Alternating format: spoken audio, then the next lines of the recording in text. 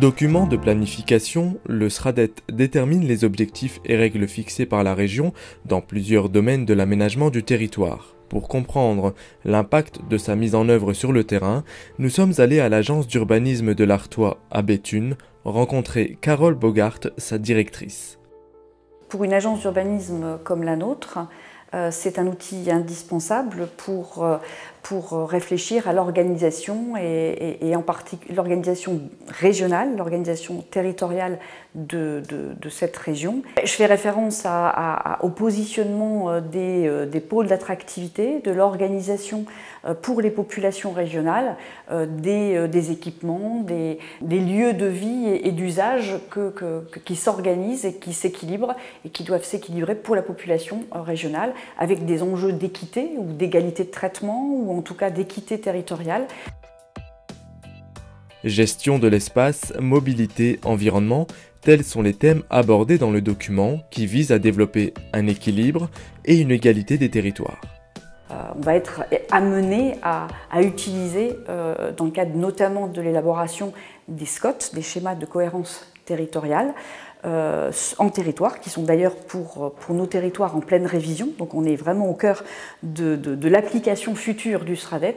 Ce sera un outil quasi quotidien pour une agence d'urbanisme comme la nôtre.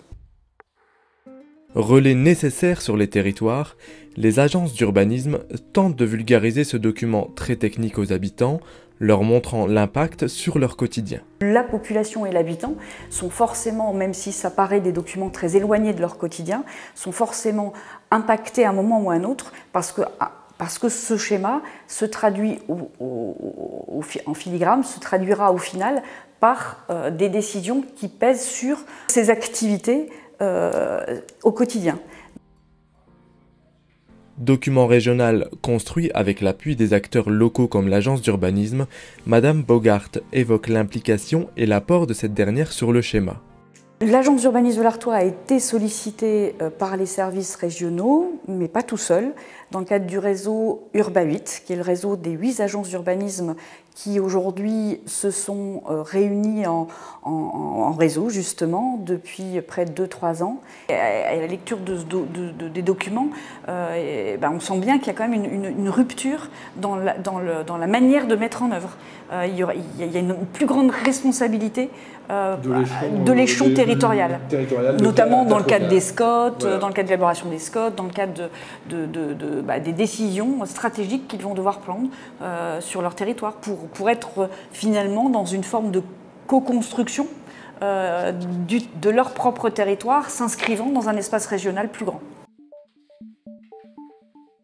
À la lecture du document arrêté par la région fin janvier 2019, Carole Bogart, convaincue de l'intérêt que porte le schéma, s'étonne du manque de détails de certains objectifs, mais également des enjeux d'équité entre tous les territoires. On porte encore quelques interrogations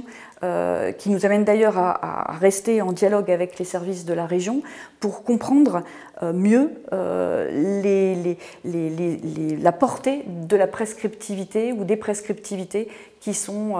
ont été arrêtées le 31 janvier dernier, parce qu'il nous semble qu'il y ait encore un certain nombre de difficultés à appréhender, en tout cas de notre point de vue, la manière dont ça va pouvoir se traduire dans les territoires et dans la prise en compte dans les schémas, dans les SCOT futurs. On a des interrogations par rapport à un territoire comme le nôtre où on est en pleine révision de SCOT et pour lesquels ces prescriptions vont s'appliquer du SRADET, puisque les révisions vont être entérinées après la mise en application et la mise en œuvre du SRADET. Par contre, on a tous nos voisins qui viennent d'arrêter leur SCOT et donc viennent d'arrêter leurs objectifs de compte foncier et que du coup, ça nous interroge sur les questions de régulation entre ces territoires qui n'ont pas été contraints par cette prescriptivité et les territoires qui le seront demain, puisqu'ils vont rentrer vont être concernés les premiers par l'application du SRADET.